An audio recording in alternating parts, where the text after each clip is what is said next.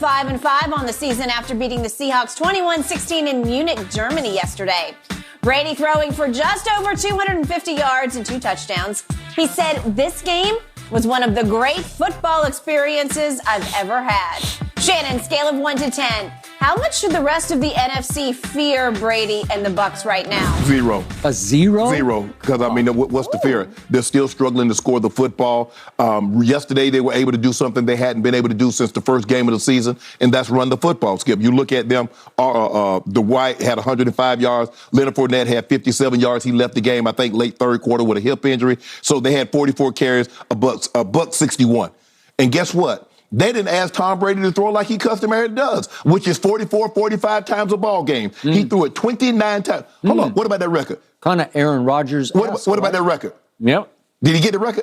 I'm happy he didn't get that. I know you're not happy. No, you're not happy. I needed him to get that off his back. Nah, you're not happy. You want hanging over his head. Shannon, he's going to get it. 30 pass attempts. He's going to get it. There's nothing you can do about it. So you're not happy. So but nice try, though. All he did was throw 399 straight passes without an interception this year. That is phenomenal. Aaron Rodgers threw more. Aaron Rodgers threw more. 4 more. That's more. I'm glad we got that done. Yeah, okay, I'm not so sure about that. Look, the Bucs ran the football. They were finally, like I said, they were able to run the football better than they have in any other game. The only other game that come close was the first game of the season against your Cowboys.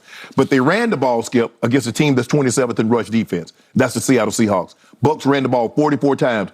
That is the most someone has run the football in the Tom Brady era with the Buccaneers. Now, we know Bill Belichick will run it 40, 50 times if he finds that you can't stop it. They picked up 10 of their first downs, 20, 26 first downs on the ground. Give the Bucs credit because it's like, you know what? Tom, yeah, we've been asking you to throw the ball 45 times a game, but this is not the game for that. They're really poor at stopping the run. And this kid got a bunch of the carries. Now, I'm not so sure he would have got all those carries had Leonard Fournette stayed in the game, Skip, because Leonard Fournette is the starting running back. But once he got out, this kid ran unbelievable. He ran hard. He ran determined. And that's what. And they were able to win the ball game. But, Skip, the Bucs defense is really good. Yeah. They were able to shut down Kenneth Walker III, who's been running the air out of the football. They sure did. They got back to attacking the quarterback. Yep. Devin White was playing with a heavy heart because hours before he boarded the plane, he found out that his father had passed. So I can just imagine getting on a plane knowing that my father has passed and I got to go and focus and get ready for a football game thousands and thousands of miles away. And he had one of his best games of the season. But give the Bucs credit. Their defense is going to keep them in a lot of games. Gave up, 16 points yesterday. They've been giving up about 14 points the last 2 games. But the Skip, for me, watching the Bucs, I've never seen a Tom Brady offense look like this. They're struggling to produce points. Only twice have they scored 22 or more points. They scored 31 against the Chiefs. They lost 41-31. And they scored against Baltimore, and they lost that ball game. Point scoring is a problem for them. But the problem that the opposing team has is that their defense, you're going to catch, trying to score on them. But, Skip, I don't think they put any fear in anybody's heart. I think the thing is, with the NFC this year, nobody's afraid of anybody. Because if you look survey of the league, Skip, on any given, this is more so, and I know it's cliches, but on any Sunday, man, 49ers say we can run the football. Minnesota say we can run the football. But I don't think anybody fears Tampa like we normally would fear Tampa or like that first year when they got it going down the stretch. And you're like, man, Tampa's starting to look good. Or all those years in New England with Tom Brady, you're like, oh, man, I don't think they put the fear in people like they once did. So you're giving them a 0 chance. And you're saying that on a scale of 1 to 10, they're a 0 threat in the NFC? No. I'm saying, that wasn't no 0 threat. It said, should the rest of the NFC fear? Okay. I said, no, they should nobody not. should fear them as a contender. No. Are they a contender? Yes, absolutely. But nobody should fear them. But let me ask you a question. Is Minnesota a contender? Is Philly a contender? Is San Francisco a contender? Sure. Anybody? Okay, then. Well, you said fear. No, nobody is afraid of the Tampa Bay Buccaneers. Okay, well, here's what they should be. On a scale of 0 to 10, they should now be a 9 because that was here we come yesterday. 21 points is here we come? Absolutely it was, because all of a sudden, guess who joined the party out of nowhere? A Julio who can still run. Could we see the early touchdown pass to Julio Jones, who had been a ghost since the season opener at Dallas, which they won 19-3? Could we see Julio, please, on a crossing route. He hits Julio, and he looks like he can still run. Maybe not what he used to be. No, okay? But I will take that because they haven't even had that from Julio. They've had nothing from Skip, Julio. what is that? That's a 5 yards that turns into. That's not down the field. Okay. He still can get down the field because we saw the 48-yard bomb at Dallas to start the year. And as he gets healthier, and I'm going to remind you, they are now entering their bye week. They get 2 weeks to get ready for a game at Cleveland. All right. Then another guy who'd been a ghost for much of the year because he's a shell of himself coming off ACL reconstruction is Chris Godwin.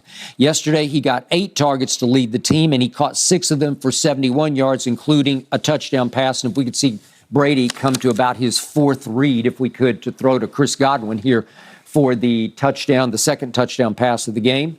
Thank you very much. This is Brady looking right. He wanted that, but he comes all the way back to Chris Godwin and throws him a vintage low ball at the goal line, just the way he used to throw it to Edelman and Amendola. And that's pretty much the same route. Yep, it's the same route. And stack, breakout. Yep, breakout, touchdown, low and away where only you can touch it and catch it, and touchdown.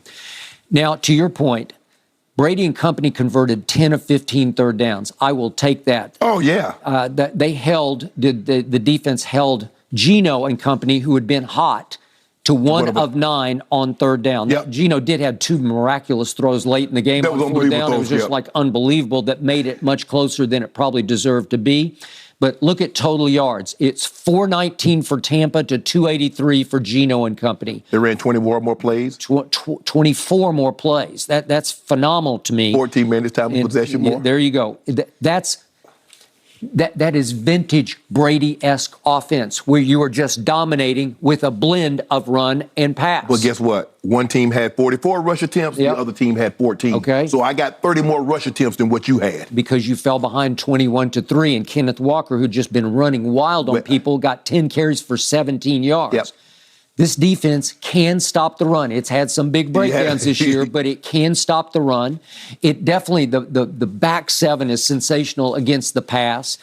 All of a sudden, as they get healthier and Brady starts to get those weapons going and healthier off 2 weeks off, and you can start to run the ball, and Rachaad White, a rookie out of Arizona State, is pretty good. I'm not saying he's great, but he's pretty good. We even had a Keyshawn Vaughn sighting where he had made a big third down conversion on a little flip from Brady when he was in trouble. Right. Keyshawn Vaughn, Vanderbilt had a great weekend. Yeah. Way to go. Congratulations, Commodores. First time in 26 games that they won an SEC game. Yeah. It's hard in that league. Y'all finally got up to snide on somebody's homecoming. Yeah, but it was at Kentucky. I know. Y'all was homecoming.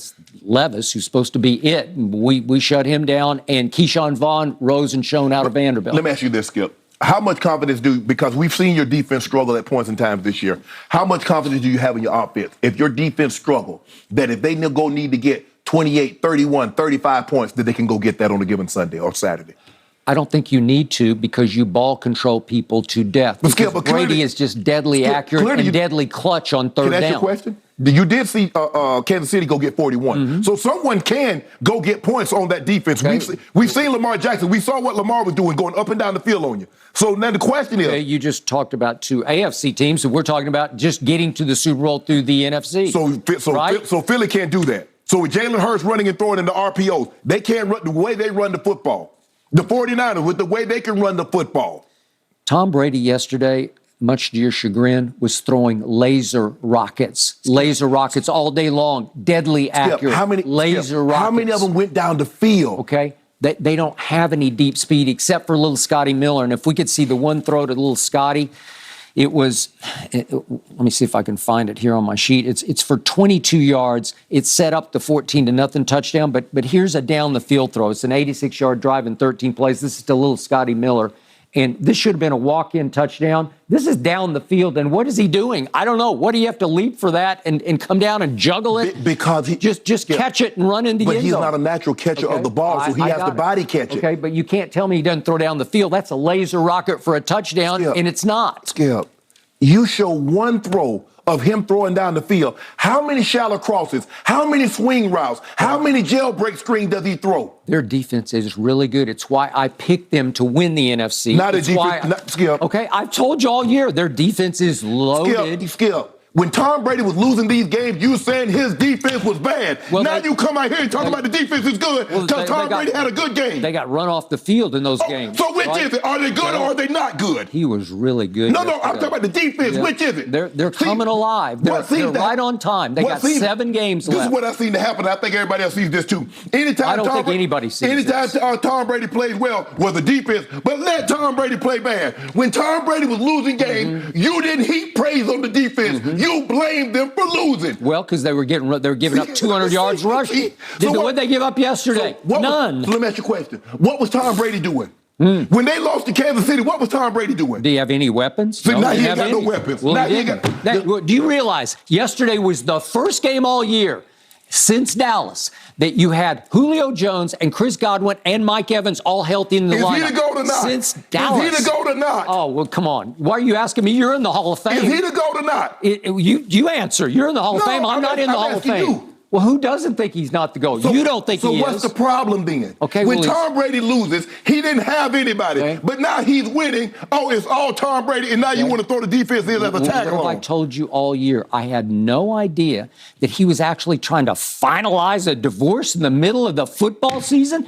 It got finalized in the last 2 games. He's looking like 25-year-old Tom Brady because it's lifted off his head. The man scored 18 points in 2 games, and he looked like the world is lifted off his shoulders.